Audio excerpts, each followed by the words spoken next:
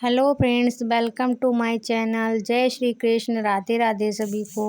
आज की वीडियो में हम जानेंगे कि श्री कृष्ण का लड्डू गोपाल नाम कैसे पड़ा। श्री कृष्ण को लड्डू गोपाल के नाम से जाना जाता है। श्री कृष्ण के इस बाल स्वरूप की सेवा अपने बच्चे की तरह की जाती है। लड्डू गोपाल की प्रतिमा में एक हाथ में लड्डू है और उनका यह बाल स्वरूप बहुत ही सुंदर और उनका यह रूप बहुत ही अद्भुत लगता है। श्री कृष्ण के इस मनमोहक स्वरूप के पीछे एक सच्ची कहानी है। आइए जानते हैं श्री कृष्ण का लड्डू गोपाल नाम कैसे पड़ा। सबसे प्यारे मेरे सांवले सलोने लड्डू गोपाल। श्री कृष्ण का ही बाल स्वरूप यानी लड्डू गोपाल की सूरत देखते ही भक्तों के मुंह से यह बात निकलती है, हम भी लड्डू गोपाल को अपने घर में लाएं और पूजा सेवा करें। घर में लड्डू गोपाल को रखकर उनकी पूजा सेवा करने वाले लोगों को तो लड्डू गोपाल से एक विशेष प्रकार का लगाव हो जाता है। क्या आपके घर में भी लड्डू गोपाल हैं या फिर आप लाना चाहते हैं,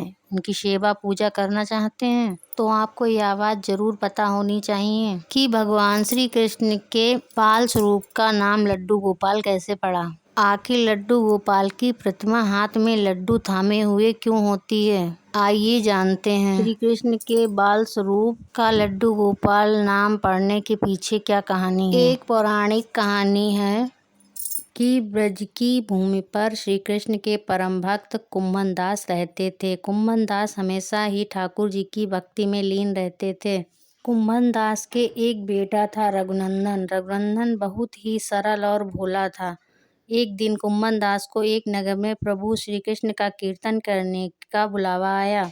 कुम्भन दास पहले तो अपनी श्री कृष्ण की भक्ति छोड़कर जाना नहीं चाहते थे, लेकिन फिर लोगों के समझाने बुझाने पर वह मान गए और वह कीर्तन करने चले गए। जाते जाते कुम्भन दास ने अपने बेटे रघुनंदन को जिम्मेदारी सौंपी कि वो रोजाना श्री कृष्ण को भोग लगाने के बाद ही भोजन करें। कुम्भन दास के चले जाने के बाद रघुनंदन ने खाने की भरी थाली श्री कृष्ण की मूर्ति के सामने रख दी।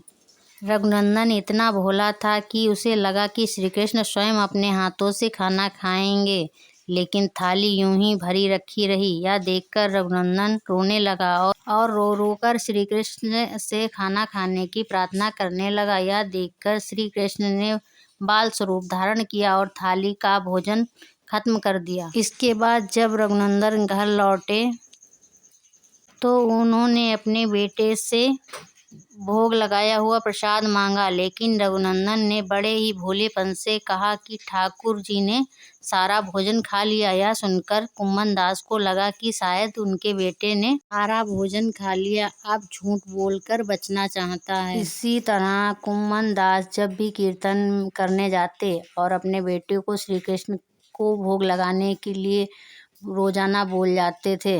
रोजाना भोग प्रसाद नहीं बचता था और पूछने पर रघुनंदन वही दोहरा देता था कि सारा भोजन श्री कृष्ण ने खा लिया।